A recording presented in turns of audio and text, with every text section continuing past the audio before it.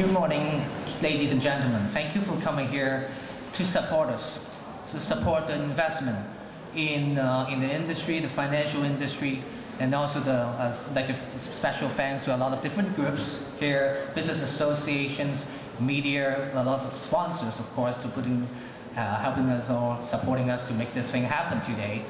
And I'd like to, because I've been with the company for 8 years, so I've seen this conference grow from a conference with 4 companies, small presentations, up to today. So I feel a little bit very, I don't know, I have a very good feeling today that we will turn out very well and we'll continue to build this conference next year and years onwards. So I would like to represent the company, special thanks to you all to being here as supporters. And Toronto Stock Exchange has done very well this year and the past 2 years because of the commodity price and oil and gas price. But actually compared to the Chinese stock market, of course, if you know, there's no comparison. But still, we wanted to convey most of these people, audience here coming from China, maybe coming from Hong Kong, other places who have been here for a long time or a short time, to know the local markets, to know the local investment opportunities out here, and know all the services out there that can provide you to help to build your wealth. That's the most important way when you're here being in Canada, to help you build your wealth for your future, for your family. So I'd like to, again, special thanks to you all, and thank you for supporting us and continue to support us in the future. Thank you. Thank you, Yuan. Our next guest speaker is Honorable Mr. John Michaelin, MP Opposition Critic of Finance. Please welcome Mr. John Michaelin.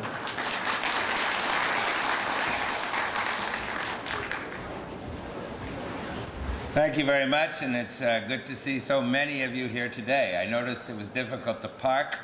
That's a good sign. There are lots of people here. I congratulate the organizers for producing such a successful event. Now, I gather I'm going to be talking to you for about 10 minutes at lunchtime. So let me just say a few words that will illustrate or suggest what I might say later on at somewhat greater length. And my job, I used to be chief economist of the Royal Bank and do direct economic things. Now I'm finance critic for the official opposition, and we hope to be government soon. And so my job is, what's best for the Canadian economy? What are the best policies to produce a growing, richer Canadian economy so that all the investors can make more money and all of the people can get good jobs? And I'll just say 2 things about that. First of all, we have to understand that there's been a huge change. We don't have a weak currency anymore, 63 cents. As of today, when I looked at it, our dollar's worth about 2 cents more than the US. So that's a challenge. I mean, that's wonderful if you're shopping in the United States. It's not so good if you're a manufacturing or tourist operator in Canada. So we have to develop strong policies to be a strong currency country that is successful, rather than a weak currency country that is successful. So let me just foreshadow 2 elements of that. First of all, we have to develop strong, deeper, broader relationship with China, because, as you know, the center of gravity of the world is shifting from North America and Europe to Asia. And so it's in Canada's interest to pursue that. And second, as I'll explain later, to compensate for our strong currency, we need lower taxes. And so I'll be talking about those 2 things at lunchtime. How do we benefit from China's economic expansion? And how do we become the Ireland of North America, a low-tax jurisdiction that will draw investment and money and people into Canada? So thank you all very much, and great to see you today. Thank you, John. Okay, our next guest speaker is Honorable Mr. Drag Lee. He is the MP. Please welcome Mr. Drag Lee.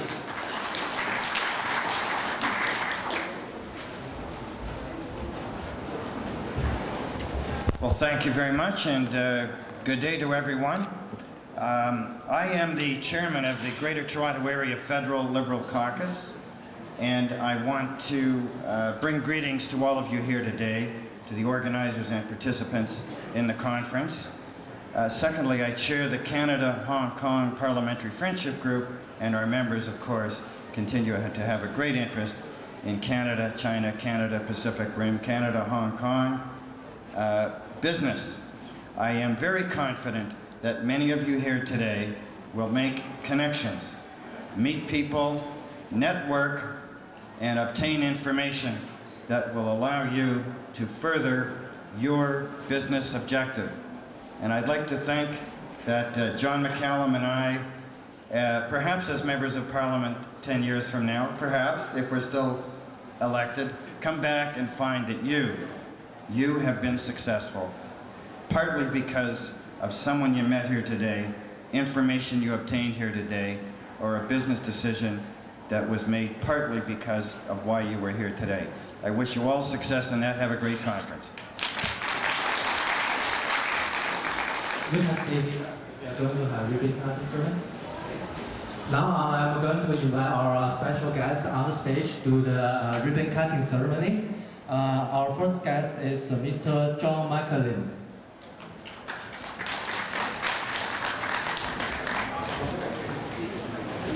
Next guest is Councillor Ms. Chi Chin Lee. Is from Scarborough River City of Toronto. Hong Kong Economic and Trade Office Trade Deputy Mr. Yu Ching Chen. Foreign Affairs and International Trade Canada Trade Commissioner Ontario Region Ms. Alan Balak. Consultant of Malaysia Trade Office Council Trade Commissioner Mr. Wan Latif. Is Mr. Wan Latif here? Okay. Sorry. Okay. Sorry. Scarborough York Region Chinese Business Association President Mr. Alpha Lai. Is here? Is Mr. Alpha here? Okay, we move on. Richmond Hill and Markham Chinese Business Association President Mr. Benedict Lin. President of Malaysia Association of Canada, Mr. Henry Lee. Mr. Andy Lam, the Director of ChineseWorldNet.com, Executive Director of Harmony ISAC. Are we all guests here or one more? Okay. Mr. David Cohen, Councillor Ward 3. Okay. And Mr. Joe Tai, the CEO of ChineseWorldNet.com. So you guys already have the scissors.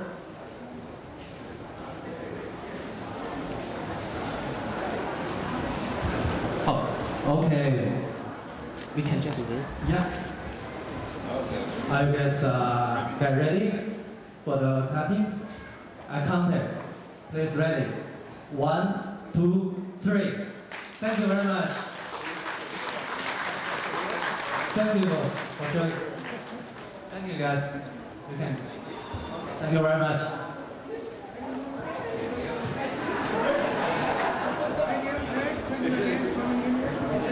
Hi. I was telling these people over here today, I turned on the hotel TV and I saw Windows 98 on the screen. So maybe the Hilton Hotel, maybe Paris is spending too much money on other things. She ought to upgrade the systems. Well, that's the same family, you know, but whatever.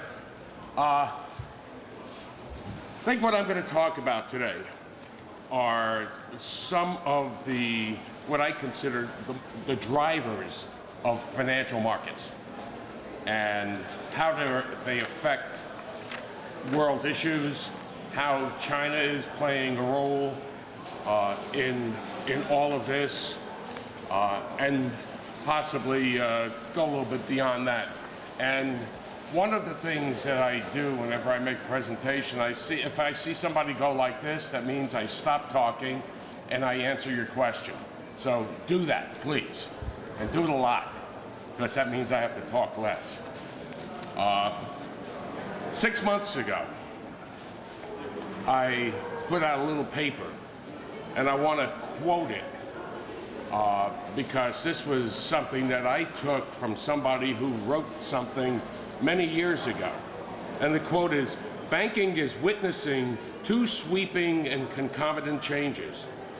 On the one hand, the boundaries between credit risk and market risk are increasingly blurred and by the increasing scope of banks, the growth of credit markets, securitization of loan portfolios, increasing growth of leverage in private equity and hedge funds, and on the other hand, increasing cross-border expansion has led to the rise of multinational banking groups, sometimes with larger market share in host countries than in their own home country of their holdings, and increasingly often the geographic span of banks exceeds that of the regulators."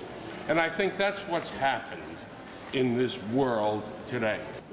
The point of that, which was written or said in the 1980s when Drexel Burnham collapsed,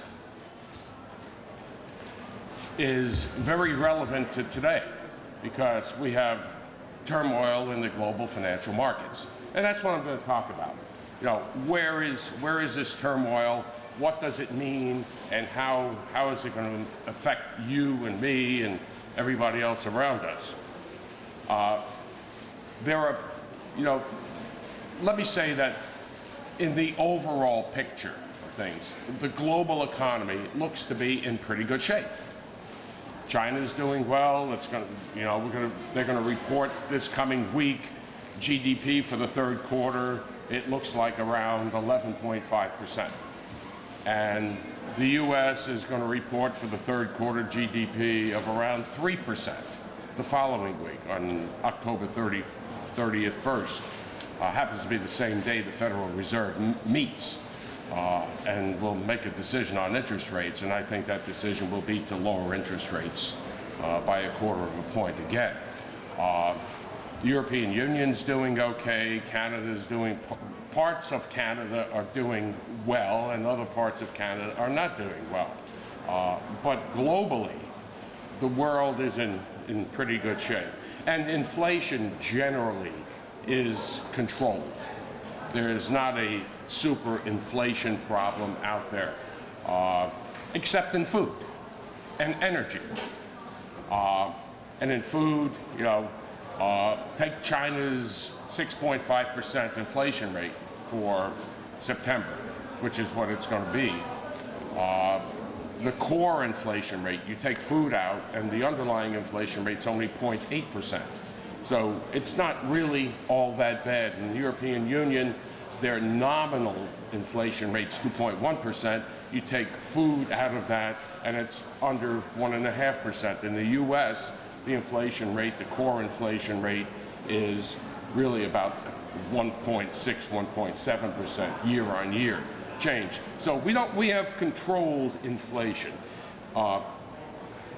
And central banks are becoming a little bit more keen on the idea that while they have to remove all of this excessive global liquidity, because we've had a global candy store for many years. China would save, put money in the U.S. Japanese would save, put money in the U.S. and Japan. Japan would save, put it in the U.S., Europe, wherever.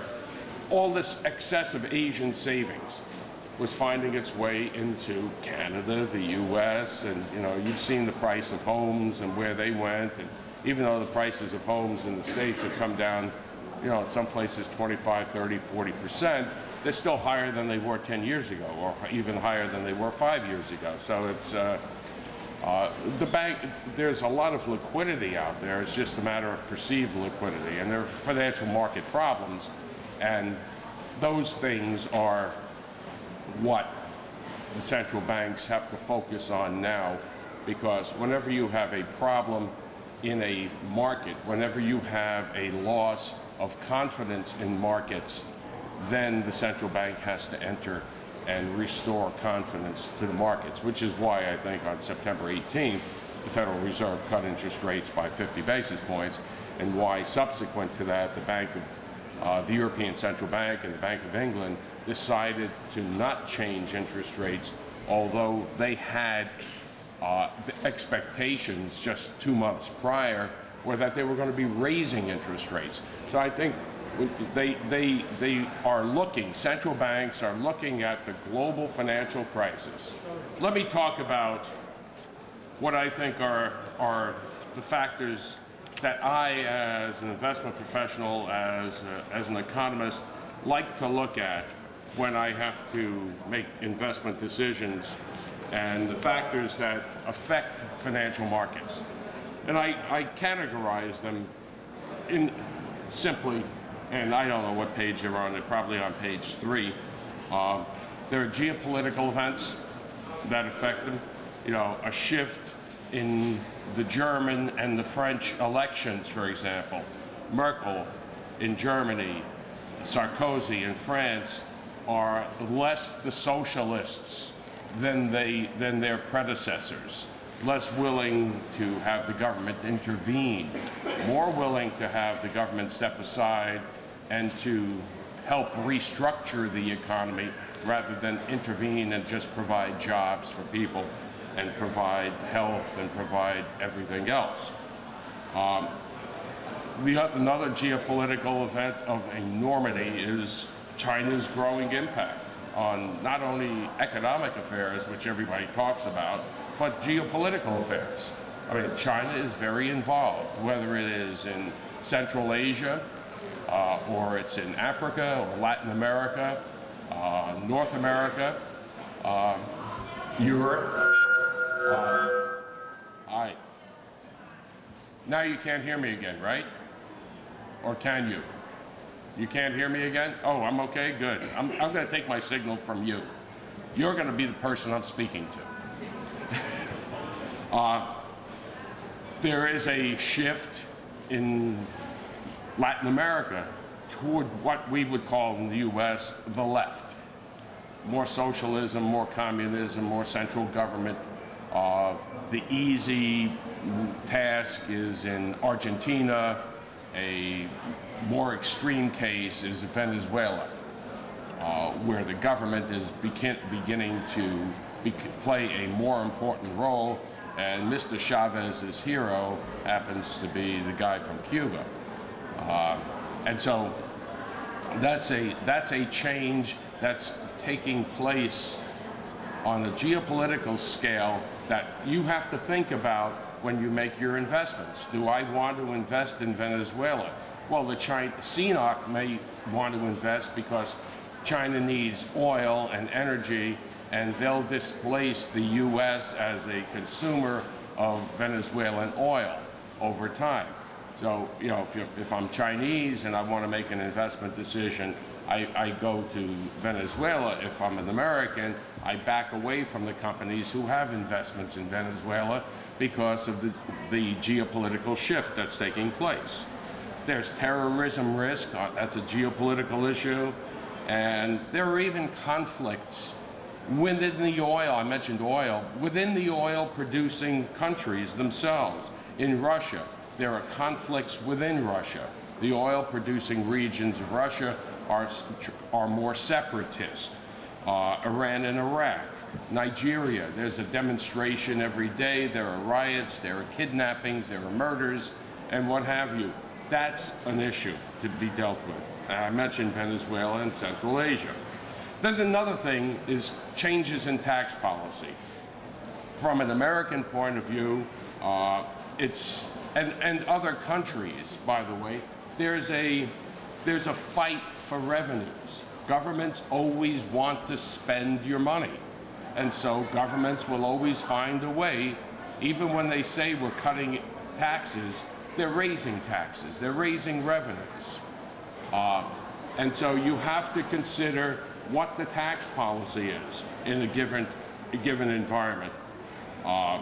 There are changes in central bank policy. I mentioned those earlier, and for those of you who didn't hear me, you know, when I said the Fed cut interest rates and the central banks are attempting to reduce liquidity while not upsetting the global economic balance too much. The only central bank that wants to raise interest rates, seemingly, is the Bank of Japan. The European Central Bank may raise interest rates, possibly, but they're looking at the imbalances in the banking system itself. The Bank of England, you know, they're borderline, and they come out with a new forecast this coming week, which will probably show inflation a little lower and the tendency to not raise interest rates. The U.S. Fed is more likely to cut interest rates than not. So that has an impact on the markets. And in fact, you know, except for the past couple of days where we've seen some premonitions of talk, at least about a recession in the U.S., that the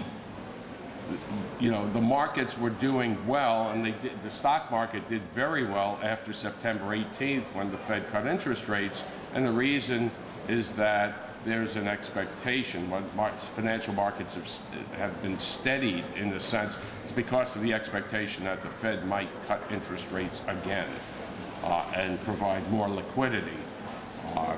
And I don't think that has changed in the last day or two or three. There are factors that affect corporate profits and corporate profit margins that you have to look at. Again, there are, where this takes place is on the regulatory front. The big push for environmental controls globally, Kyoto, post-Kyoto, is in effect going to be very costly for a lot of businesses. And it's a shift in the wealth from one country, the wealthy countries, to those that have what they call energy credits to sell. The biggest beneficiary of the Kyoto Agreement happens to be Russia, where a lot of foreign companies.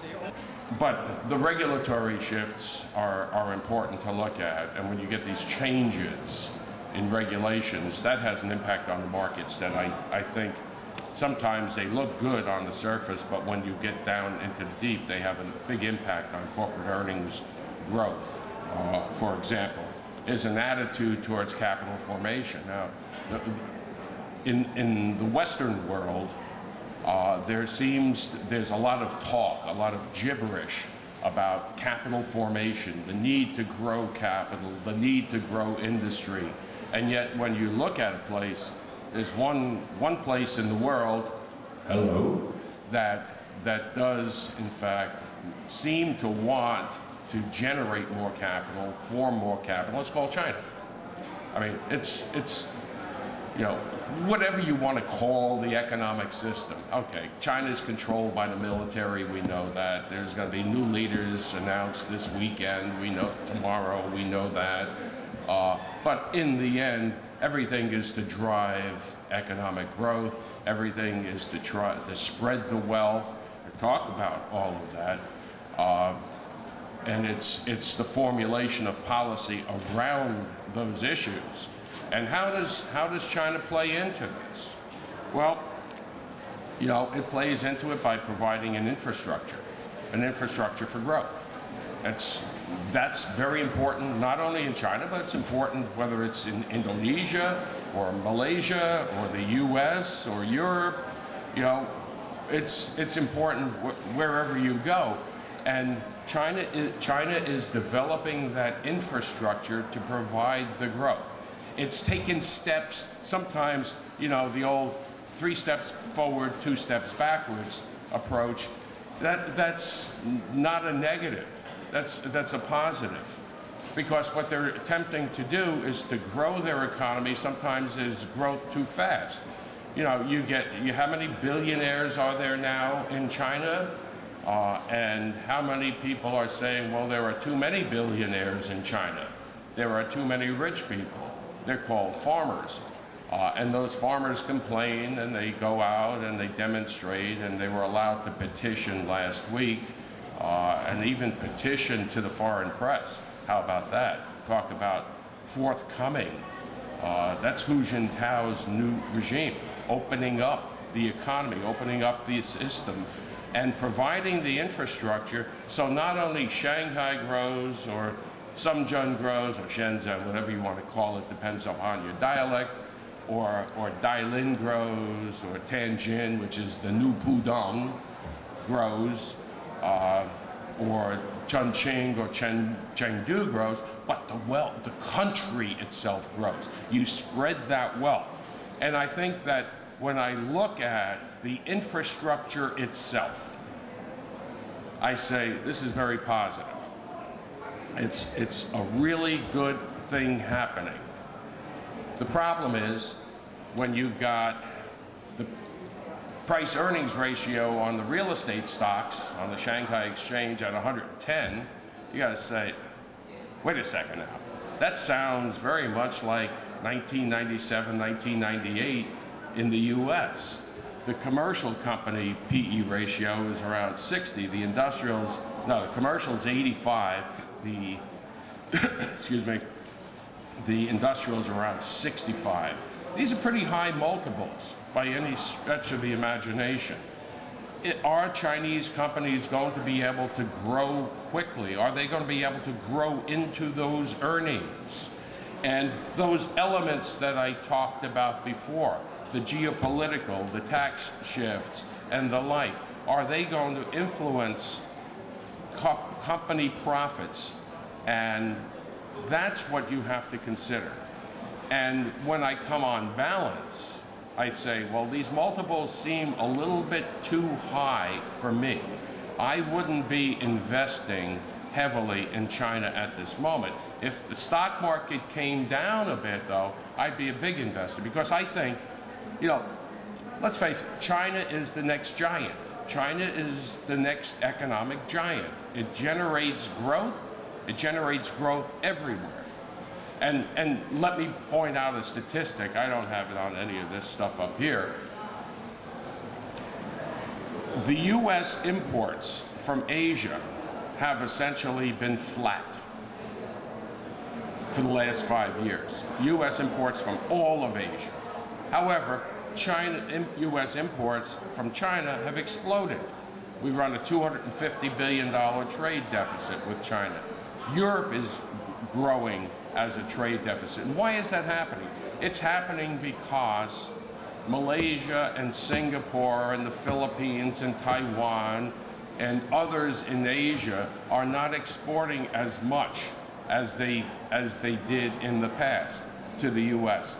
So when I look at graphics, when I look at the numbers and I see that the exports from the Philippines to the US have gone from 20% of their total exports to 10%,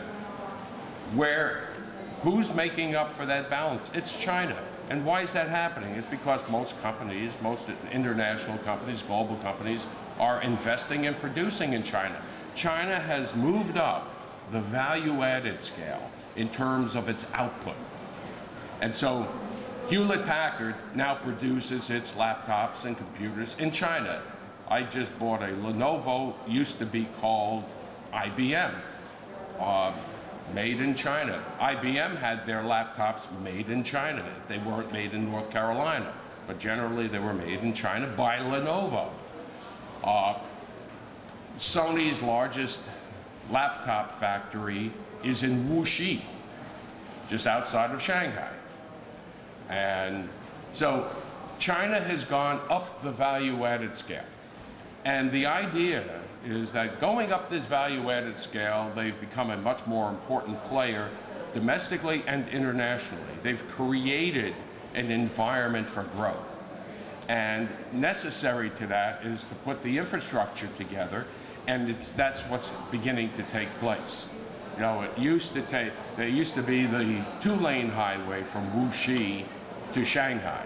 What a pain in the neck it was, believe me. Sitting in the back of the car, you know, going in, because I'm an advisor to the party secretary and the government of Bouquet. You know, you sit for an hour and 45 minutes, 2 hours to drive 50 miles. Oh my God, you know how awful that is? Because you're behind a truck that's delivering steel to the port, whatever it is, and that's going 15 miles an hour. And you can't pass because all the other trucks going the other way are carrying the raw materials. You know, it's a pain in the neck. So it's like getting stuck in a traffic jam. Well, that's the way it is. Well, it's going to be a 4-lane highway. Then it's going to be a 6-lane highway. So that infrastructure's there. And if I were to say that when, you know, if I look at the way this is all playing out, China still is an infrastructure story. But it's taking on a different tone. We see a lot of talk about the environmental controls. You read it in the Chinese press. I don't happen to read Chinese, but you know, I get Googled every day about 500 articles that are translated from the Chinese press, and so I see the stories. You know, and every day I read the People's Daily and the China Daily and the Shanghai Daily and all the other concomitant stuff. When we bow from Shanghai. In fact, I'm very close. I know there are people in New York very well, and there are people in Washington as well. But you see the stories, and it's all infrastructure. China is trying to build for the future. China is the big player in the global oil markets, the natural gas markets, the steel markets, the tin, the lead, the zinc, the aluminum. You name it, and they play it. And it's because they're growing. One of the problems that I have is that as all of that is happening, you're building a financial infrastructure that's still not secure. And while China may have $1.4 trillion of foreign exchange reserves, it's probably got half of that tied up in supporting the banking system, which has about $700 to $800 billion of non-performing loans. And while the People's Bank might say, well, we only have 6.5% of the loans are non-performing, that's because they're rolled over every year. And so when you roll over a loan, it becomes a performing loan for another year. So that's what's happening. So the infrastructure that's taking place is not secure yet. The building of the trading houses, every time the Chinese have invested heavily in the futures markets, they've made a big mistake. They've made it in copper, they made it in aircraft gasoline. We've seen that issue. So what I'm saying is that with this growth comes back to my earlier comment. The international banking looks like it's getting bigger, but there are huge risks associated with that. There are 2 banks in Germany that have already gone bankrupt, bellied up because of the US subprime housing market. There is chat that there's an even bigger one ready to fall. I won't name it, I know it. And it's a state-owned bank, of all things. When you get this infrastructure stuff, when you get this banking stuff, when you get the trading associated with it, you run the risks. And that's the issue I'm saying, is that you can't get carried away. And so when you look at a market multiple that's 110 on real estate, you're saying, is this sensible? Or a market multiple of 85, only if the companies can generate that income. And I'm not talking about next year or 2 years. You know, when AOL had a market multiple of 200, it was based on expectations of earnings that they were not likely to achieve for 25 years. So you have to be careful in selecting the companies that you invest in. You have to be very careful about those investments, because if you start bidding up, you're going to bid against the trading houses, which are going to sell out before you do. That you know. And when they sell out, it's a market clearing. And so they'll sell at any price because they've got to put it on their books. And so you have to, that's the issue. So I think, you know, I've tried to lay out some of the ideas, some of the things that you should look at. The geopolitical sense, the changes in policy. You know, the tax rates on foreign companies have gone up from an average 16% in China to now 25%, while the Chinese company tax rates have gone down from 33% to 25%. Well, you know, who do you want to invest in? Rather invest in the Chinese company, right? Maybe, maybe not, because of the other issues that are involved, the equalization, the spreading, the additional costs. I will say one thing, and I'm going to close. I'm going to stop talking because either the microphone doesn't work or I don't work or whatever. And it's that you have to be very careful when you put your money in markets to consider all of those elements. Everything I spoke of, not just one or two, and take chance that China is going to grow, because you don't know. Real interest rates in China are 7% for, or 6% for companies, and really for second-tier companies, they're 12%. Real interest rates, that's excessively high. And at some point, that's going to prove to be a drag on the economy. The geopolitical thing is the geopolitical challenge.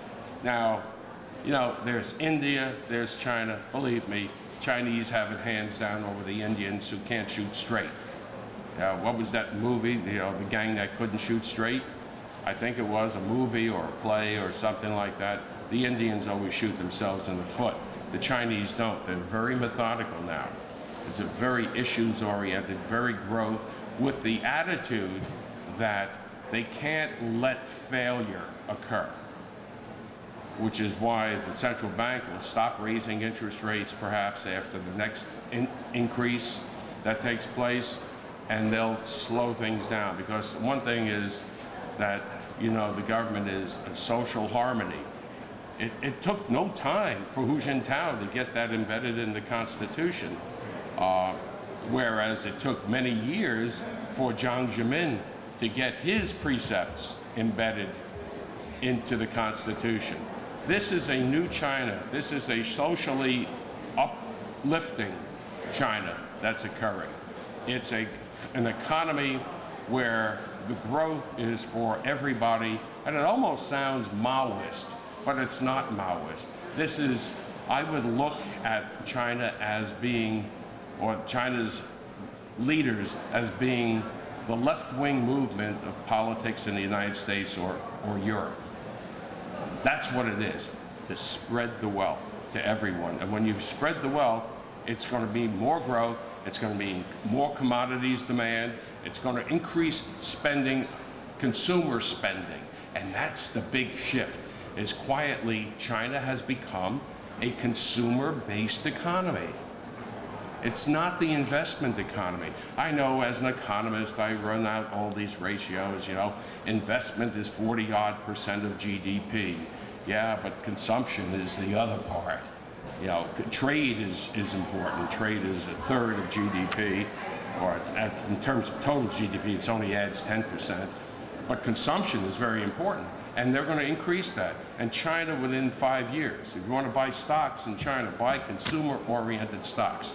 Buy consumer staples, not Coca-Cola, not Budweiser, you know, toothpaste, Procter & Gamble, that kind of company, okay? Shampoo, you know, more than one bath a week. Or, you know, you don't jump into the river anymore. You'd actually go and hit the shower button in your house. That's what's happening. And it's going to become consumer products revolution. And China's investment you should be investing in consumer products companies. External companies as well as internal companies. Internal more so because domestics are always better than, you know, I'd rather buy Ovaltine is owned by a foreign company. Damn. Give me the local egg instead of a Polish egg. Give me an Iowa ham instead of a Krakow ham from Poland, which happens to be a very good ham, by the way. Yeah, I grew up in a Polish household. I know that stuff. You know, every Easter and Christmas we had all our hams and everything else. But nothing's as good as homegrown, right? And so you're going to get the Chinese homegrown labels, buy the consumer stocks that are Chinese homegrown labels. I'll stop. Please go like this. Ask something. Say you're a damn fool. Whatever. Yes. You said previously that a lot of the savings from the Asian countries have been flowing into North America. And it seems like that gold and oil is split up right now because the savings are trying to find a safe haven. So what do you think will happen to the cash once gold or oil is not going to drive? Well, first of all, gold and oil are too high priced right now. Both of them. I think the equilibrium price for oil is somewhere around $50 to $60 a barrel. It could go up higher on trading. It was interesting driving to the airport the other day. I was listening to one of the business channels. I think it was Bloomberg News on the radio, and they were talking about how you have the hedge funds as the new factor. They've always been the factor in the commodities markets because you only have to have a 10% margin. That's the margin requirement when you invest in commodities. So, you know, if they're not investing in US or European or Asian stocks, they're investing in commodities. And you get a cut in interest rates in the US, and the first reaction is buy cyclicals, buy financials, buy commodities. That's the way the game is driven. Well, you've already had the cyclicals starting to take a little bit of a hit in stock prices. You've already had the financials get hammered this past week because nobody knows what the size of the risk premia are, what the size of the risk is. And you've got the next leg to fall is probably commodities. And yes, China is a driver, India is a driver, but it's probably driven them too high. And so what you do is you move to cash. And means that you move back into financial instruments. So if you want a yield, buy a long-term treasury right now, sell it sell it later on, or invest in a CD. But your yield on stocks over the long haul, if you buy a portfolio and you can weather the storm, buy a balanced portfolio of stocks, but mostly consumer-oriented. Mostly consumer-oriented. And those with a heavy potential Asian market share. So the autos, GM, Ford, and the like get hammered in the US, but do very well in China, as an example, by the international auto companies, not the domestic auto companies, not the North American auto companies, by the Asian auto companies, by the, you know, eventually the Chinese auto companies will come to market. There'll be some IPOs in Hong Kong and Shanghai, and so you will see there. But in the near term, it's the hold it close to your vest, because stocks aren't going much higher right now. Okay, and with the Okay, first question is it when you invest in China, India, what's your strategy? 100%, 50%, or 30%? 100% China. 100% China, and when you invest in China, you go ETF or go China A share or F share, or go to ETF or ADR. What is your strategy? I would do 70% China, 30% India if I had to balance between the two. Because I know that India is just making on the stepstones, and it's continuing to make mistakes.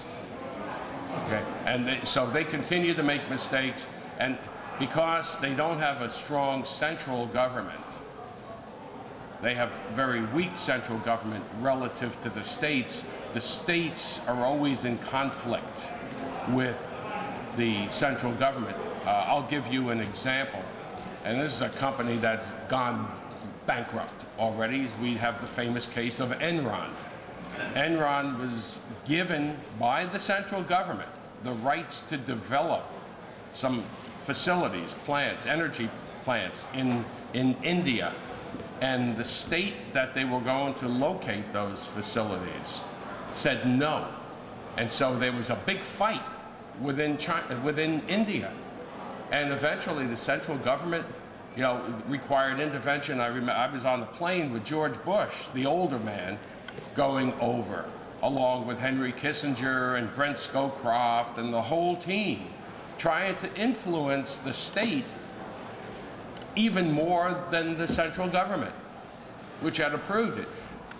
You're going to get, in China, the states, the provinces want growth. In India, they don't necessarily want growth.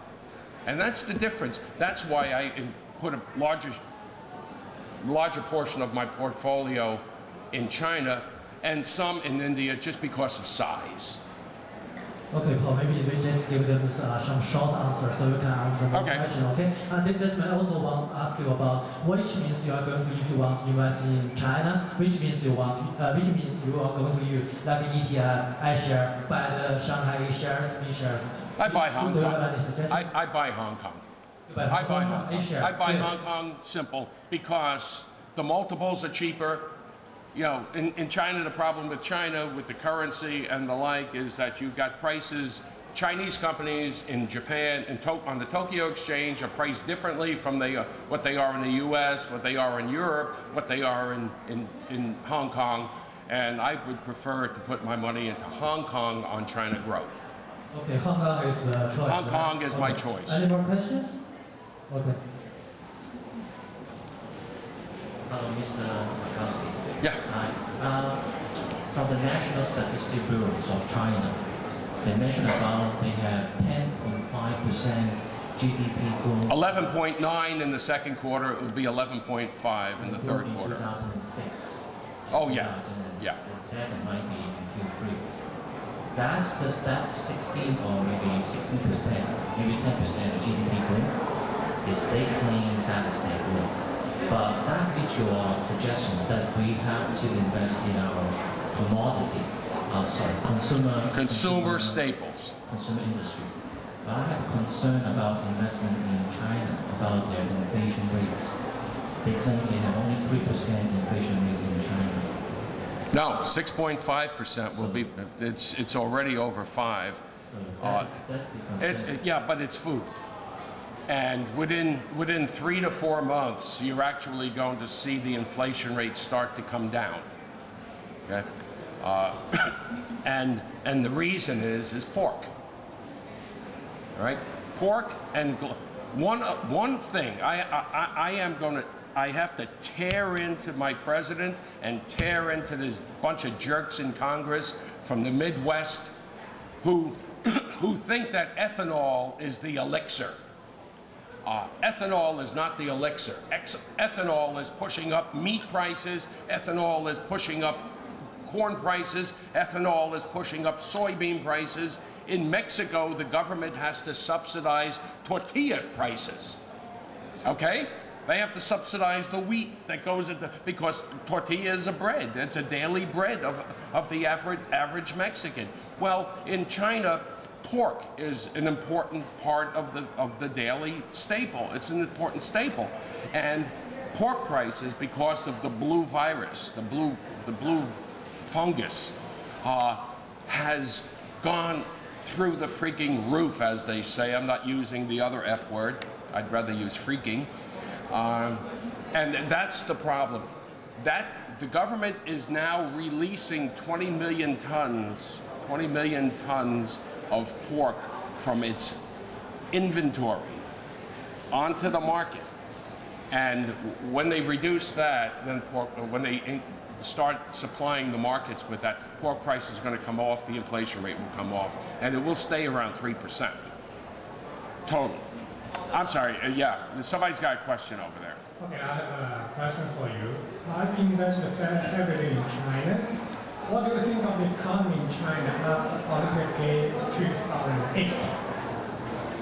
Tough one. That's tough. I've got tickets. Lucky you. You know, somebody in the government, you know, I go into Zhongnan once every 3 months, okay? And somebody says, you can go to any games you want to go to. I said, great. And can I sell them on the internet? It's a payoff. No. I think, you know, you've had the infrastructure growth in and around Beijing, but this is just not going to stop at the Olympics. The next thing is the 2010 Shanghai Convention, and then it's going to be China is growing. And while, you know, I'm an economist, and so I think in terms of numbers and how they affect things. Productivity is one of the factors that gets into the equation of trying to estimate what the potential growth of the economy is. And so I look at China's economy. You know, it's labor productivity, output per man hour, plus the growth in the labor force. That's your potential GDP growth. That's the standard definition. That's what economists use generally. Well, China's foreign enterprise productivity growth was near 20%. And the domestic productivity growth was 0, and in many cases negative, because it was just higher for hire's sake. Well, things have changed. I mentioned China's moved up the value-added scale. China is moving up into a new era where it's producing final goods. That's why I mentioned that, because it's very important. When you come down to it, is that it used to be said that China was in a recession when growth was less than 6%. Okay, that was an old rule. Then China would grow at its potential when it was growing at 7%, and that was 8%. And that, you know, and all along, I'm in the forecasting game. I see all this stuff. And so China's going to go from 8% growth to 7% growth. Then it's going to go from 9% growth to 8% growth. Then it's going to go from 10% growth to 9% growth. Well, it didn't go from 9% growth to 10% to 8% growth. It went to 10%. And now we're going from 10% to 11%. And that's probably on the high side. But China's potential, when you add the productivity changes that are occurring not only in the foreign-owned enterprises, but in the domestic companies as well, that productivity is rising. And so China's potential GDP is going up. And so the output gap that the central bank worries about is no longer there. China's growing actually more slow, probably on par with its potential. And so there's no real need, which is why Mr. Zhou, who's going to be leaving the central bank at the end of this month, said the other day that China is not going to use monetary policy just to fight inflation anymore.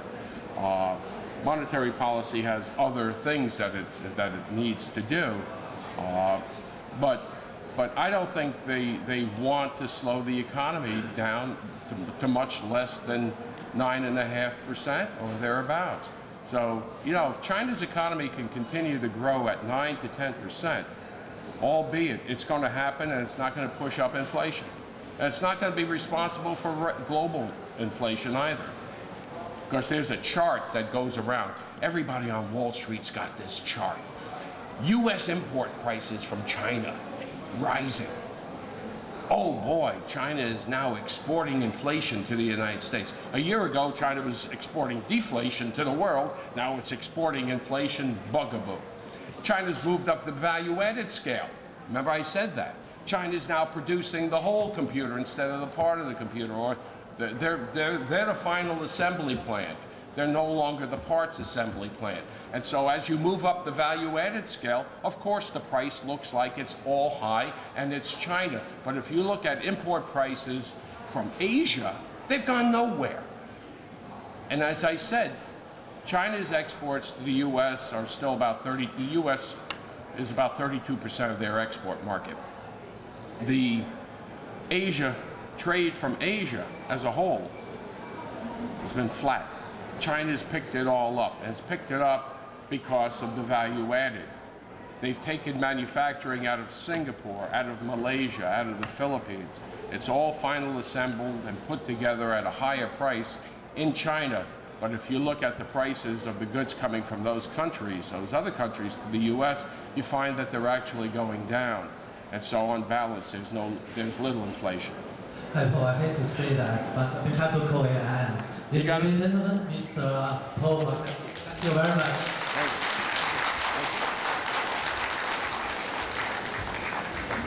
Okay, well, primarily in the United States, and I've listed 3 of those that are important to us, and then strong long-term performance, which is what our focus is as a business. Now, just a couple of quick slides in terms of our investment philosophy, our approach, so you understand sort of where I'm coming from.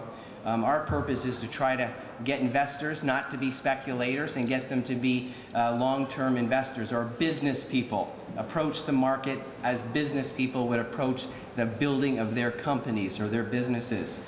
We are trying to create a one-stop value investing, so that typically is our style. We look at companies, we value them based upon the economics of the businesses, rather than just maybe the enthusiasm that currently might exist in the marketplace. We try to demonstrate discipline, commitment, protection of capital, transparency, of course, integrity of people and products. So our investment philosophy, there's really 3 key ingredients to it. Preservation of capital, growth of capital, and also tax efficiency. Because as we all realize, it's what ends up in your pocket, which is what matters after the government takes a piece of the action. And as I've put down on this slide, you should look at stocks as pieces of a business. And that's important because we have a lot of people, and even within the China market now, there's a lot of enthusiasm, a lot of just sort of buying into momentum in some cases. And if you're not looking through to the individual business and what you're purchasing, you can end up, of course, losing money from time to time. And so the investment philosophy is important. When we talk about the companies that we're looking at, we talk about preservation of capital. We mean looking at strong fundamentals of the business, high barriers of entry. That means it's tough for other competitors to come into that company. And buying at a margin of safety, which means you have to value companies. You can't just buy into things you don't know what the valuations are. You have to value them based upon rational metrics. And I'll talk about that again and give you a few examples. And as I say here in the bottom, you pay a very high price in the stock market for a cheery consensus. When everybody is very enthusiastic and excited, you generally are paying a high price for whatever you're buying. And so one, again, has to be careful. It's about going in with your eyes wide open and understanding what you're buying, why you're buying it, and what you're paying for it. And then we like, of course, to grow our capital as all of you. That's what you're here for, to grow your capital. And we do that in our portfolios by having maybe 15 to 20 stocks. So focus our attention, don't get too dispersed. Operate strong industries, businesses, proven ability to allocate capital. So you're looking at companies that are good investors in their business, because ultimately when you buy a company, you're really betting on the management to reinvest the earnings continually back in the company to grow the business. And then substantial free cash flow. In our company, we like companies that generate lots of cash. Cash, cash, cash, cash. Cash is king. Businesses that don't produce cash but constantly need cash, you've got to be careful. There can be stages in companies where they need capital, but be very careful about companies that over time don't produce excess cash. They can go to the shareholders, which is critical. We also are very concerned about tax efficiency, and therefore we are very careful about what we buy. We're very careful about what we sell. our turnover rates, and we try to keep our trading costs as low as possible. And these are all important elements to keeping your capital gains growing and compounding for you. And that's really the secret to long-term wealth creation, is long-term compounding. And any business person knows this concept exceptionally well. You do have to sell, and so I've just put a couple of things on here. Even though we're long-term investors, we don't like selling, you have to have a very disciplined sell. Things change over valuation, or there's better opportunities in the marketplace. I also put a slide up here in terms of risk. What is risk? And I think this is important. Risk isn't just volatility. You know, if you're talking to the academics, and I spent enough time at university that I had to put up with the academics, they'll say risk is just how choppy the stock price might be. That's not risk. That's not risk at all. Risk ultimately is when you pay too much for a business and you end up losing your shirt because eventually the stock market will value a company correctly. Risk is buying a weak business model that blows up, or new competitors come in and just take that business really out to the backyard and beat it up competitively. Business is buying into an industry structure that really is poor. Maybe it's government regulated to the hilt, and it's you know, things change in that industry. It doesn't make sense. Risk is buying into corrupt management. Management you can't trust, don't have integrity. How often have we seen even good companies run into the ground by bad, dishonest management? That's risk. Risk is following the crowd when it comes to the stock market.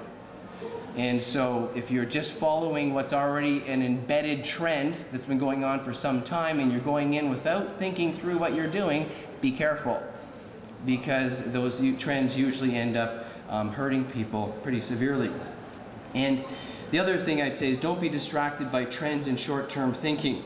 When something is overheating, you must be able to resist, or at least do a lot of analysis before you jump in. And when something drops in value, again, if you feel comfortable, have the conviction to step in and buy more. These are basic principles that often retail investors, well, even professionals, have a hard time doing, because it goes against our natural instincts as human beings, but certainly these are things that we've got to really focus on. And this little quote here from Mr. Buffett, Warren Buffett, he says, "We simply attempt to be fearful when others are greedy, and we want to be greedy when others are fearful." Remember that basic idea or principle. It's critical over the long term when it comes to the stock market. Now, I want to just talk, rather than promoting funds, which is easy for me to do because we've got lots of products that you can buy, I wanted to talk about this issue of China and how it's impacting businesses that you might not necessarily think of. You don't have to be investing directly in China to get the benefit of a lot of the growth and the industrialization that's taking place in that massive country. And so I want to just give you a couple of examples of businesses that we own, where we spent a lot of time looking at the companies, and there were ways of giving us, in some cases, 20–30% of the revenue of the business, and probably 50–60% of the growth of the company in China. And these are great companies. These are world-class businesses. And my point here is, when you're creating a portfolio, you might want to own some, speculative resource stocks. That's not what I put in my portfolio, but you want to balance that off and make sure you've also got some great anchor businesses in your portfolio, companies that will be there for the long term and will minimize risk, but also are tapping into the world's opportunities, which isn't just China. Of course, India also is progressing at quite the rate. So just a couple of companies. I have 5 companies from different industries that I'll just mention quickly. Everybody knows Federal Express. Everyone knows FedEx. It's an intriguing business. It's the world's largest express transportation company. It's really a logistics company, right? It's an annuity. There's only a handful of these companies in the world that dominate the trade corridors. And if you believe in global growth and global trade, you can buy FedEx, UPS, DHL. There's a handful of these companies that are going to move small packages, specialized packages all around the world, not just here in North America, but around the world. They have about $35 billion in annual turnover, US, and the growth is driven, of course, by the integration of the worldwide economy as companies sell globally and move towards faster, more efficient supply chains. And this is a huge opportunity for FedEx. The other opportunity for FedEx is that people are buying stuff over the internet. And as people buy more and more over the internet now is becoming really the largest retailer. They can't ship you goods and services, or they can ship you services, but in some cases, but goods over the fiber optic lines, can they? They ultimately have to ship those products to you, to your home, to your place of business. And so we're getting the retailization of the internet. And as the internet becomes more and more powerful and people buy more and more online, this is a huge opportunity for these companies like FedEx and UPS and so forth. So this is good long-term growth. But FedEx isn't just focusing North America and the United States. If you look at what they're doing in China, it's pretty impressive. China's the third largest trading country in the world right now, behind the US and Germany, exceeding 1.7 trillion last year. China is already the world's second largest domestic air cargo market and is expected to grow at about 10% a year between 2003 out to 2023. And FedEx began actually servicing in China, that market, back in 1984, believe it or not, and they now have service to over 200 cities and employ over 6,000 people in China. And on the next slide, I just point out again how much, again, the investments that are taking place now. In 2005, FedEx launched an express air cargo in China. China to Europe is a huge amount of business going on. Euroland with China. And in 2006, launched the first overnight express link between India and China also. And so you're getting these massive developments. They have the authority over 30 weekly flights into China. Most of them are US-based cargo carriers. And they've now expanded in 2007, just in May of this year, more. And I could go on and on. The reality is FedEx knows what's happening. They see globalization, and this is their fastest growth area, the whole China-India corridor, the trade that's taking place in that whole area, and their fastest growth, and what's really going to propel the biggest, or have the biggest impact on FedEx in the years to come, will ultimately be the globalization of the world's marketplace and the movement of goods. And so you can buy companies like this. I've just put down the metrics. This is a $33 billion company, US, and it's trading about 15 times earnings. And that's trailing earnings. Actually, if you look at next year, and where it probably ended trading because everything was down on Friday, it's probably trading more like 13 times next year's earnings. This is not an expensive company for a company that really is an oligopoly, operating in very few competitors. Earnings growth over the last 5 years has been about 23%, about 16% going forward, and a return on equity of about 17%. This is one powerful company that can really anchor one's portfolio, and this is one reason why we own this company, is we think it again represents one of those companies you can buy and hold and give you good participation around the world, and take advantage of great cash flow business. Another company you all know well, and you probably have their shoes, their athletic wear, of course, is Nike.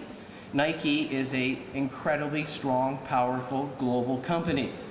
It's the leader in design, development, worldwide marketing, footwear, apparel, et cetera, et cetera.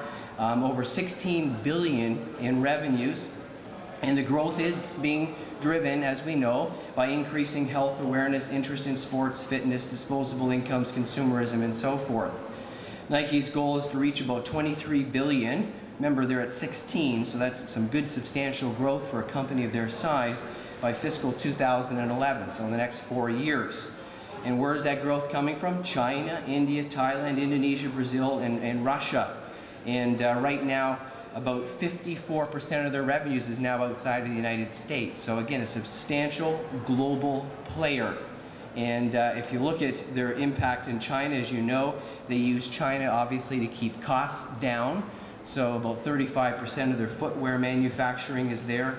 A large portion, a majority of their apparel manufacturing is in China. And Nike's been doing business in China for more than 25 years.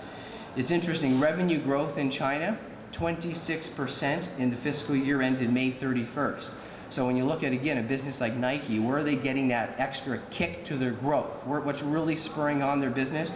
China, China, China, and that whole China, India area. and in estimated sales of about 750 million, and growth is accelerated to about 50% for the quarter ended August 31st. So rapid growth that you can profit from by owning a real global powerhouse like Nike, because that's where the upside is coming, but you're getting it anchored in a business that's really diversified in so many different areas. And this last slide just points out a couple of other issues. They opened a flagship store in Beijing in 2007, July, and they have a retail presence in over 300 cities. And as you would expect, Nike wants to have a massive presence in China as a result of the Olympics that are coming next year. And so again, this is really a good impetus for China, for Nike, and for opportunities in a stock like Nike. And so we own this. We've owned it now for a few years in our portfolio, but it's an example again of a business that's a global business where a lot of its real incremental growth is coming from China. $30 billion company, trailing PE of about 19. Earnings growth over the last number of years is 19. This next year we're looking at about 13. So it's coming down a little bit because of the anchor in the United States. It's a bit slower, but if you think about it, probably half of that growth is really coming from China. So when you buy a business like that, what's really spurring it on is the China connection, high return on equity. Just two financial businesses that are great plays in the whole area. You know this business, I'm sure, very well, HSBC Holdings. Now it's a UK-based business, but HSBC is, as many of you know, Hong Kong Shanghai Banking Corporation is what that ultimately stood for originally, and it's one of the largest banking and financial service organizations in the world. Market capitalization of 215 billion and over 125 billion customers around the world. And when you get into financials, here's where I would emphasize, because we've got a large presence in financials as an organization, you got to really be careful. You want to get exposure to China, you want to get exposure to these rapidly growing markets, but I would argue, because if you have to trust a company in a financial business, you really have to trust it, especially if it's in banking or loans and underwriting risks and all of that kind of stuff. And so we're very hesitant about making direct investments in China, but if we can buy, European-based or US-based organizations that have large and extensive operations in China, great. And particularly if they're beaten up in the marketplace and they're trading at much cheaper valuations. And so HSBC, we think, is a good example of that. Operations in about 83 countries and territories around the world. Now in China, as many of you know, it's got a very large presence, and it's taking advantage, again, of the global bridge between its customers, being anchored in China, and then, of course, having a lot of Chinese customers all around the world that do business back in China. The trends that continue to propel this business include world trade, faster GDP growth, rising investment flows, et cetera, et cetera. There's a whole bunch of, wherever there's growth, banks can do well if they're careful at what they do, because they are providing the capital that feeds the economy. And HSBC is the largest international bank in China, and it generated about 708 million in mainland China during 2006. And so big presence. And HSBC has also diversified itself into a number of other Chinese banks. And I've just listed them here. It owns 18% of the Bank of Communications, the Ping Insurance Company, 16.8%, Industrial Bank, 12%, 8% in the Bank of Shanghai. So when you're buying HSBC, you're buying, again, a business that's built itself into the fabric of many, many companies and financial institutions in China, and it takes advantage of the growth. Again, they have 13 new branches just last year, bringing it to a total of 45 branches, and they've been in China for 141 years.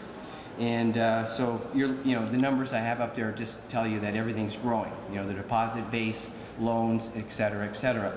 And here's a bank that trades at again, very attractive valuations in regards to its world-class nature. 12 times earnings. Earnings growth over the last few years has been about 20%. The projected EPS will be a little bit lower this year because that's being held back because of increasing credit. There's obviously, as most of you know, credit concerns around the world. And so they've had to, again, take some credit provisions and things like that, but they'll work through all of those. You can buy this business at a much cheaper price than the domestic banks that you're going to buy in China, but you're getting diversification, a lot more safety, and a lot more, again, corporate, compliance, corporate governance, all of those things which matter over time to protecting your capital. The second last, I have two more companies I'm going to go through. One more financial, then I'll do an energy company. Another company that you would probably know quite well that's got a large and storied history in China, and that's AIG, American International Group. And this is also a company that's fallen off the table in terms of valuations. It's really become very inexpensive. I'll show you that at the end. But this is a leading international insurance company, over 130 countries, 180 billion market cap. And again, it's a leading provider of a lot of financial products that feed an aging demographic. And I'll talk at the end of my presentation about that issue because, of course, demographics to me is the issue facing China, the defining issue facing this country. But we'll get there in a second. But in the interim, you've got this aging population, you've got the need for financial products, the need for savings products, and AIG is there and taking advantage of this worldwide demographic shift. It's also got great geographic diversification. Now, it's interesting because AIG was actually founded back in Shanghai in 1919. So again, it's interesting the history here. And AIG is the only American organization that can trace its roots directly to China. This is actually where it started its business. It's the first foreign company to be granted an insurance license by the government back in 1992. So a big presence, and it's the leading foreign life insurance company in China. And in 2006, it got more licenses, and it continues to expand aggressively in China. In July 2007, AIG General Insurance announced that it will be granted approval to establish a wholly owned business in China in that area. And this will help, again, AIG expand its non-life insurance capabilities, which is important. All of the non-life areas, the property and casualty, as you've got increasing wealth, you need more insurance. Insurance protects the increasing levels of wealth in homes, autos, etc. And so there's great opportunities for insurance companies whenever you have increasing wealth levels. And China is now one of AIG's fastest growing markets. But interesting, even though AIG's got all of those things going for it, it's had some hiccups from a regulatory point of view going back a number of years ago, and it's sort of just lost its appeal by investors to a certain degree, despite its huge profitability and continued growth. And this is a business now that's trading about 10 times earnings. It's seen its earnings growth at 13% over the last number of years, and it's projected to grow well over 12%. So you can buy a business, a world-class global financial company with growth that's above its PE ratio, which is really quite nice. And their dividend now, which has been historically quite low, is now starting to truck up and is doing quite well and growing. So again, here's another example of a company that's really rooted in China, can take full advantage of it, but it gives you a great global anchoring and great safety for that conservative part of your portfolio. And what you're looking at. Now, the last company we've got quite a bit of money in is Canadian Oil Sands Trust. And, it's interesting that I'd suggest that right now China is making a lot of cowboys in Alberta very wealthy, okay? That's my thesis, and you'll see at the end of this why I say that. And of course, when I say cowboys, I'm saying that affectionately of our friends in Alberta, a wonderful province that it is, and I love going out and visiting Alberta. But as you can appreciate, because China is just growing so quickly and consuming so much energy, it's putting a lot of pressure on energy prices. And who does that benefit? Anyone who's sitting on energy reserves, basically. So you look at Canadian Oil Sands, it's about 36% of the Syncrude project in Alberta. We're looking at about 350,000 barrels a day going to about 500,000 barrels a day. The Syncrude asset represents about 50 years of life. That's great, because if prices of oil actually go up, all of your reserves, 50 years, get revalued. And it's just a wonderful leverage that you get with increasing prices. It's just wonderful if you own it, of course. And if you're going to complain about the gas prices, you might as well be hedged by owning some energy companies, right? with operating costs of around $27 a barrel and $80 a barrel price of fuel, almost 90, 87 I guess it closed on Friday. There's lots of money here. Currently the distribution on this is about 160 and it's expected to double really over the next 12 months. So at $34 and you're getting almost $3 in distribution, that's not a bad rate of return on this business. Now, what I've already said is what's the connection between an Alberta oil company and China? I think you know it. The growing demand for energy really is coupled with falling conventional crude oil supply, and Canada and Alberta, of course, are the big exporters of energy. China was self-sufficient in providing energy needs up to about 1993. But since 1993, China, through its growth and inability to, just doesn't have the kind of reserves or developed in its own country, has stepped outside and started to demand, again, energy from the world market.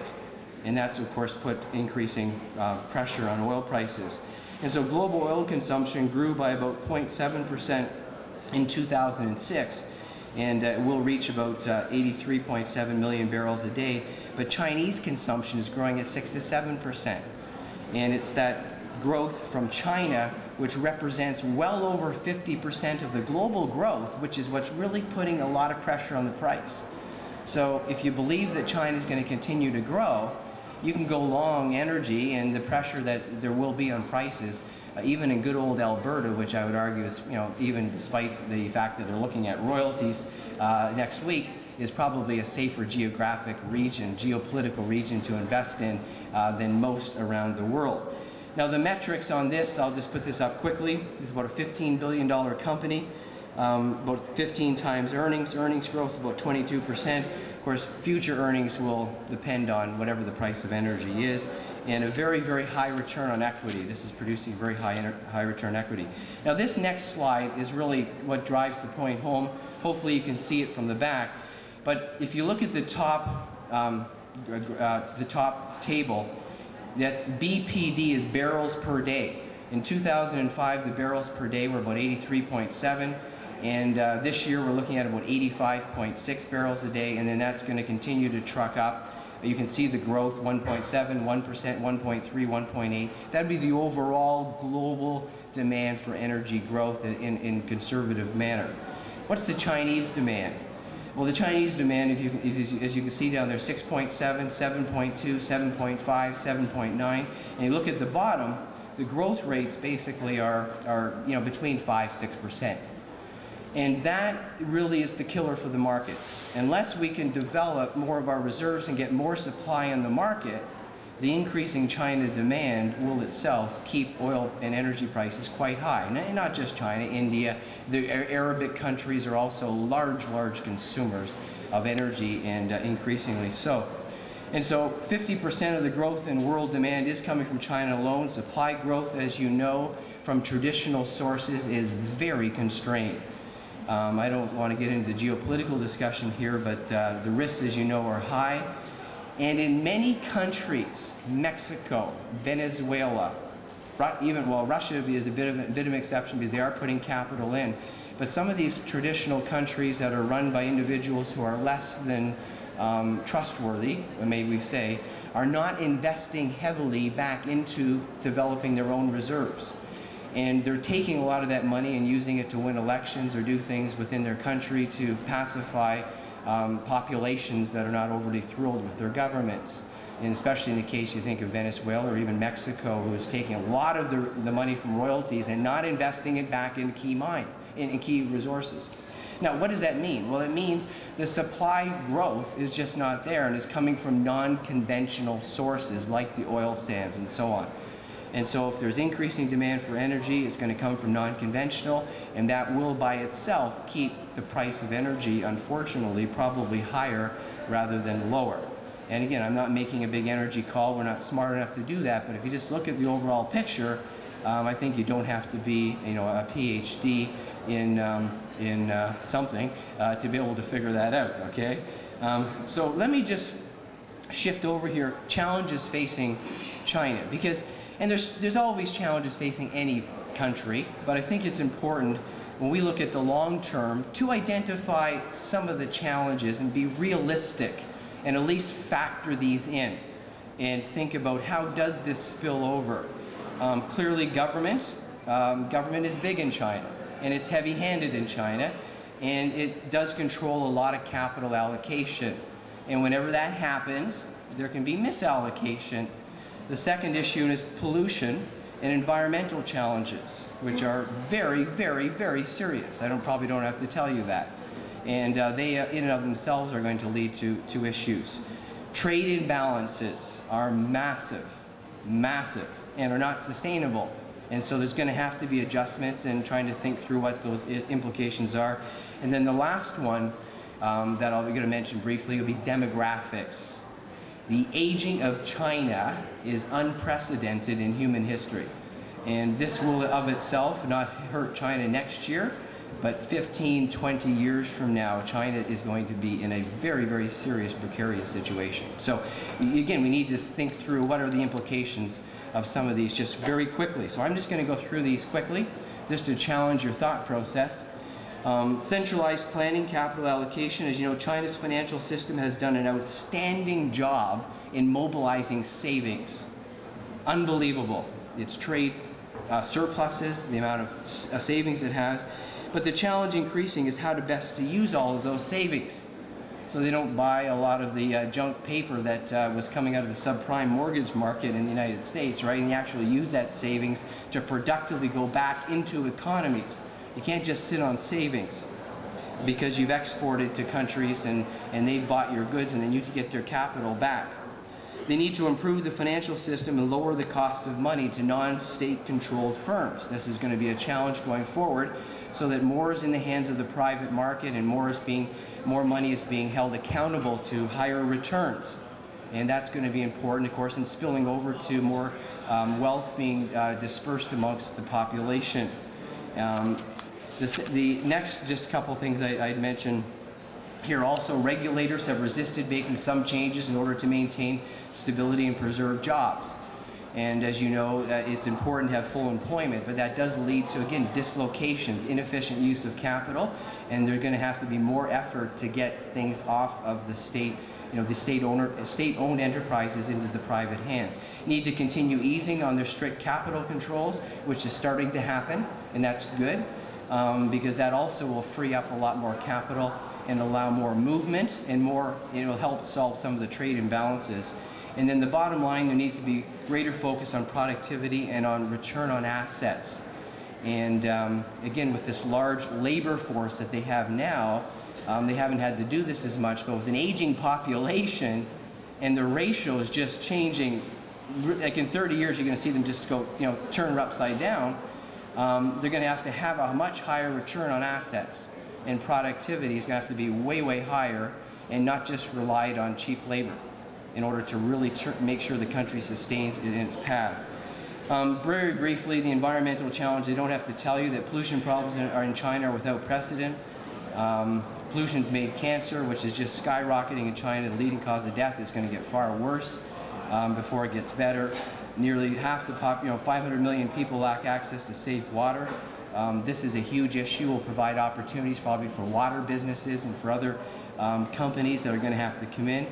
Only 1% of the country's 560 million people drink or breathe air that would be permissible in the EU or in the United States, which again is a serious health issue.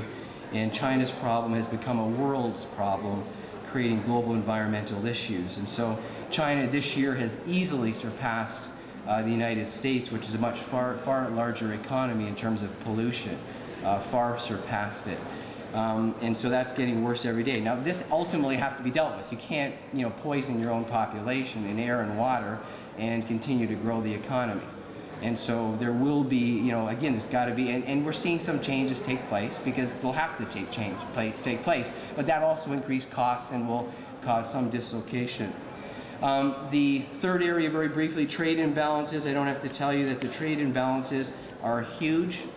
They're not sustainable. You can't run these kind of trade surpluses with the US and with Europe and other areas. without problems. And again, we're seeing the pressure grow. There's going to be increased backlash, import controls from trading partners. There's going to be no choice on the part of some areas. Excess liquidity in China, misallocation of capital, and there's going to be greater pain felt globally when currency appreciation of the yuan and so forth eventually has to take place at a faster rate. And that will cause, again, dislocations, and we're going to have to be prepared for that, because, you know, economics eventually has to balance out. We can't pretend it won't over time. And then the last area in terms of challenge, and I have a little clip here. National power and prosperity depend not just on efficient factories, powerful memory chips, and driven office workers, but on the intimate decisions that individual men and women make when they stare into each other's eyes and ask, should we make a baby? Okay, the most important resource for a growing economy is children. Children.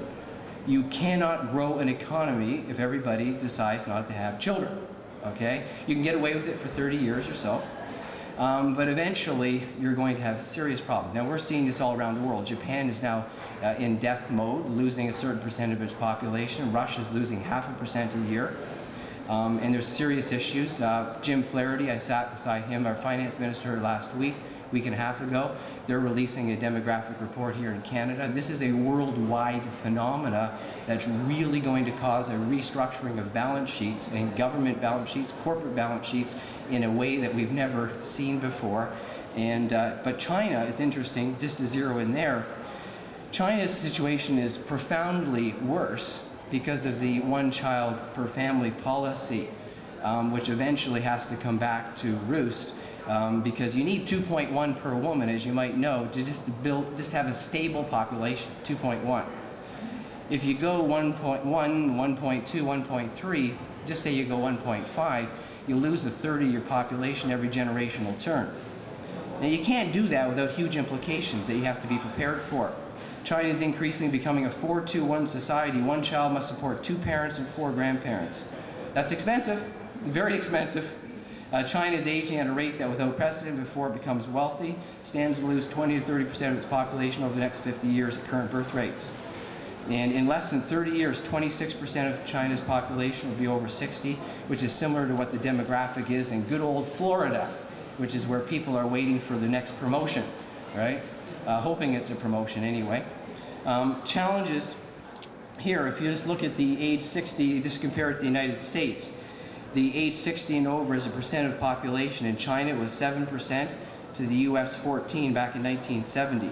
You can see that in 2015 it'll be 15 to 20% for the US, and then by 2040 and beyond, China's much, much older. Unless, again, people decide that all of that Viagra and Cialis that we hear about ad nauseum is actually put to proper use.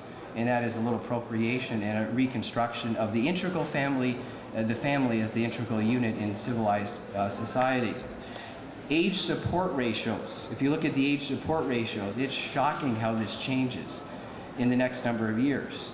And you know, I think, you know, I'm driving my point home that these are issues that China's going to have to face, particularly when you've got a lot of elderly people out in the hinterlands, younger people going into the cities, not having children, and then leaving the parents really to fend for themselves without a lot of wealth being created. So these are challenges that people are going to have to think about, and even in Canada we're faced with this. The other issue, you know, AIDS, HIV is a huge wild card throughout a lot of these countries, not just our own. India's got huge problems also. 10 million cases. Some estimates would certainly put it at about 50,000 to 100,000 a month, given the activity that takes place in some of the cities now. And so these again are issues that, you know, you've got to, again, keep in mind that things can really change quickly in populations if they aren't attentive to how they behave. And then the population imbalance. This is one that is really a serious issue. When the government mandates the size of family, of course, it leads to all sorts of bizarre practices. And there's 20 to 30% differences between males and females in some of the major areas in China. That is huge. It is huge. India is also faced with some of these issues also. And anyone who has any understanding of history and looks at civilizations or populations that do this, have those kind of gender imbalances, realize that it does lead to societal issues, increased levels of violence, and so forth. So, you know, poor old guys there are going to have a shortage of women, which isn't going to help the demographic issue. So these are issues, again, that, you know what, we all as citizens, as hopefully, you know, again, rational, intelligent people need to be thinking about. Don't just leave it to the government. We need to be thinking about these issues. And even here in Canada, we've got major demographic issues too. And we have to ultimately factor those into our analysis. 2 slides. Key reasons to consider AIC. And I'm going back to our organization. We try to buy built-to-last businesses. We want to buy at attractive valuations. We have a strong management team. Portfolio insurance, we look for risk-adjusted rates of return and strong investment philosophy. And then the last slide, the AIC difference, it's about the 3 Ps, principles, people, and products. And so we're trying to get global exposure in all of our funds. We believe in, again, international opportunities in a major way. But we want to make sure that when we're buying into global opportunities, there's diversification for risk, and we're positioned for those opportunities. And we think buying some of the great companies, some of the ones I've mentioned, who can give us great exposure to China and a lot of the exciting things that are happening there, and we hope those continue for many years to come, is that, again, you know, a global economy that's growing and expanding and providing opportunity for everybody in the world is a much, much better place to be in. And so, but we want to buy the businesses that, you know, again, can give us that diversification, a little more safety, rather than just one region of the world, and then we can make good long-term money over the long haul. So that's what I wanted you to consider today. Remember, there is balance. Be diversified. Be careful. Be wide open in terms of your thinking and opportunities, and you can develop wonderful portfolios with great anchors and some great international companies that really are doing wonderful things and expanding the opportunities in China and taking advantage of the growth and the changes that have taken place there over the last couple of decades. So thank you very much. I'll hand it back to you. Thank you, Jonathan. It was such a perfect speech. So many good tips and many new angles how to look at China. Okay, we are going to the next presenter.